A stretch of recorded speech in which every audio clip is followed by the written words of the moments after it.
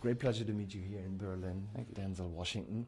I just watched the movie this morning and it woke me up. It's very... How early did you see it? It was in 9, but I had to drive here, so I started at 6. And wow, that definitely woke me up before the coffee even. Okay. It's a very intense ride. Yes. For you, I think also, you played a lot of action-oriented roles, or demanding roles. You played boxers, basketball stars, soldiers, bodyguards.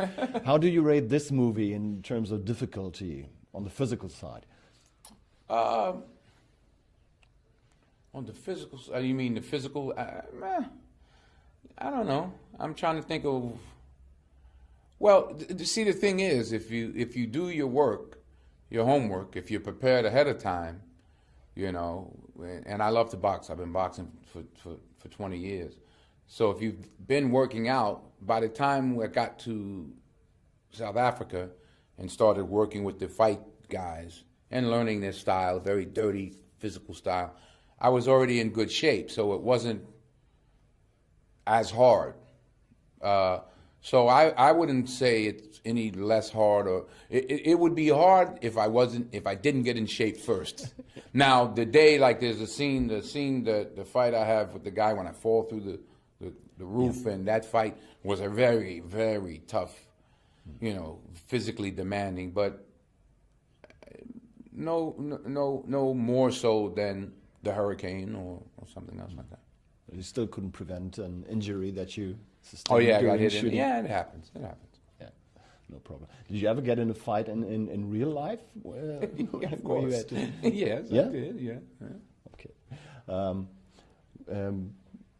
What's surprising is that you have very not inexperienced, but very young director on this movie. You've worked with very successful, seasoned directors, Spike Lee, Antoine Fuqua, Ridley Scott, Tony Scott. How does Daniel Espinosa compare to them? Is it a very different experience? Well, they all made movies when they were young too.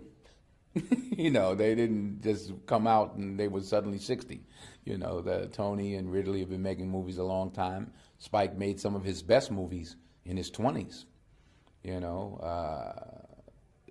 Daniel is young, 33, 34 now.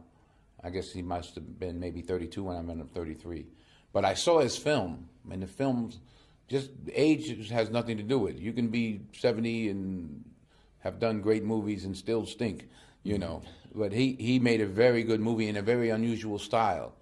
And I was impressed by that. So then when I met him, I was also very impressed with him, and he talked about his life and how he grew up in Africa and Chile and Stockholm and the streets, and you know, he had a few fights himself, and how he just got to filmmaking and his love of it. And I was impressed, and I was like, you know, I want to work with this guy. But regardless of the age, if I had looked at his film and go, I may not have worked with him. Yeah. But his film was his calling card, and he made an excellent film. He's made another one now. Yeah. Excellent film. You just told me that he was a little intimidated before meeting you because of, well, obviously being a fan of your movies, and that he said he wanted to get to know you and demanded some time with you. Was it an unusual demand? I don't know. He said demanded, or or wanted it. Yeah. No, I think it was a good thing, and because he was young, you know. But I had seen his film already. So like I said, had I seen it and it not been good or interesting, I would have said, "Oh well, I can't meet. I'm sick," or something. No, you know, I wanted to meet him, and then when I met him, it was even more interesting. And then I knew. I said, "Okay, I want to get together. I want to see what this guy's going to do, because he was special. He is special." Well, you did a movie about South Africa with Cry Freedom, but back then you couldn't shoot it in South Africa. So I think this is the first time that you're actually shooting a movie in South Africa. Yes. How was that experience? Beautiful. The people were great.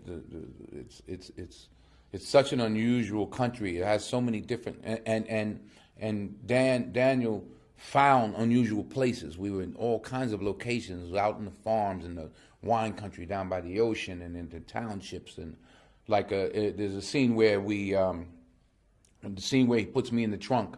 We come outside, It was an area called Bellevue. I think it was called Bellevue. Not Bellevue, Bell something. And it was all Somalian people. We were like in the middle of this Somalian market. I don't even think they knew we were making a movie. It was like just a million people walking all around. So he was very good at finding interesting places to shoot. I just noticed that on this movie you're also a producer.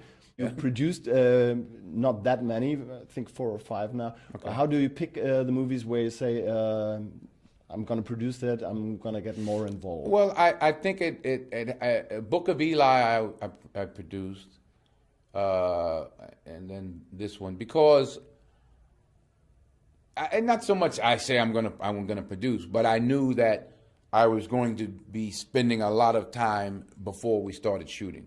Like I said, we worked 5 or 6 months before we started shooting. So in a sense, I helped produce the screenplay, helped develop the screenplay. So my agent said, yeah, you should get a title for that and then be compensated for that. So that's the only reason.